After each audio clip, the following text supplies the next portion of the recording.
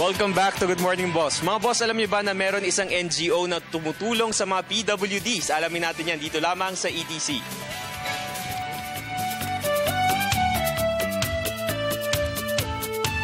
Gaano man kaliit o gaano man kalaki, ang bawat aksyon natin ay makakaapekto sa buhay ng iba. Lahat tayo ay may pagkakataong tumulong. May iba naman na piniling gawin ito sa kolektibong paraan.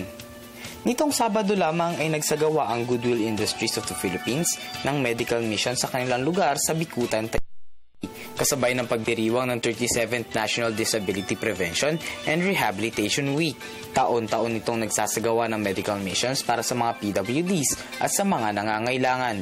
So itong na ito, magandang chance ito para i-announce na eto pa po kami. Buhay na buhay ang Goodwill Industries of the Philippines, taus-pusong naglilingkod sa inyo. Ngayong taon, katuwang ang civil military operations ng Armed Forces of the Philippines at iba pang institusyon tulad ng City Council Department Heads and Staff, Barangay Officials at PWD's Barangay Base Organization Officer sa pagsasakatuparan ng medical mission na ito. Kami, we have ENT, internal med. Sa amin, meron kaming medical services tsaka dental services. Ang mapoprovide namin ngayon ay yung dental services, no? So, nakapaloob doon ng tooth extractions tsaka dental consultations. Yeah. Bukod sa libreng medical at dental services, nagpamahagi rin ng mga libreng gamot sa mga pasyente. Mahigit 67 pasyente ang nakatanggap ng kanilang medical at dental services, habang nasa 15 naman ang nabiyayaan ng libreng haircut. Sa pamamagitan nito, nabibigyan ng pagkakataong masuri at mabigyang lunas ang mga pasyenteng walang sapat na pambayad at pampagamot sa ospital. Apo ko kaya pina-check up namin kasi kinumbulsyon. Kaya narinig namin tong medical mission, kaya kami pumunta.